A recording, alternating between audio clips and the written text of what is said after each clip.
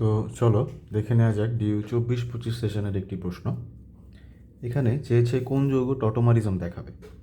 এখন 4টি অপশন রয়েছে, আমি আগে থেকে টিক দিয়ে রেখেছি, কিন্তু এখানে 4টি অপশন রয়েছে এগুলো। এবং আমরা একটু এটার ব্যাকগ্রাউন্ড সম্পর্কে জেনে আসি। টটোমারিজম বলতে কী বোঝায়? টটোমারিজমের অপর নাম হলো কিটোইনল সমানতা। কিটোইনল সমানতা অর্থাৎ এর নামের মধ্যে কিটোন কথাটা রয়েছে। এখন কিটোইনল সমানতা কারা দেয়? তার মধ্যে প্রথম শর্ত হলো যাদের কার্বনিল মূলকটি থাকা লাগবে এবং সেটি মাস্ট অ্যালডিহাইড অথবা কিটোন হওয়া লাগবে।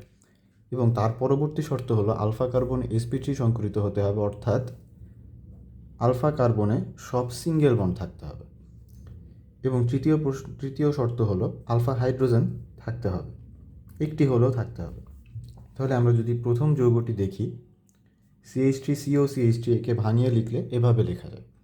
এখন কার্যকরী মূলকের সাথে যুক্ত কার্বনকে আলফা কার্বন বলে। এখানে 2টি আলফা কার্বন রয়েছে এবং আলফা হাইড্রোজেনও রয়েছে, এবং এটি সিঙ্গেল বন্ডের মাধ্যমে 3টা হাইড্রোজেনের সাথে এবং কার্বনের সাথে যুক্ত আছে। সুতরাং এগুলো sp3 সংকরিত।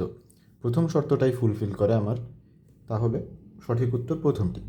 দ্বিতীয়টি কেন নয় এটি একটু দেখে আসি।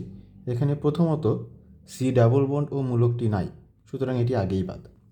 তৃতীয়তে সি ডাবল বন্ড মূলকটি নাই, এটিও বাদ। এবং চতুর্থ অপশনে সি ডাবল বন্ড ও মূলকটি রয়েছে, কিন্তু এটি একটি অ্যাসিড, এটি অ্যালডিহাইডও নয়, কিটোনও না, ইনলও না, সুতরাং এরা টটোমারিজম দিবে না। ধন্যবাদ।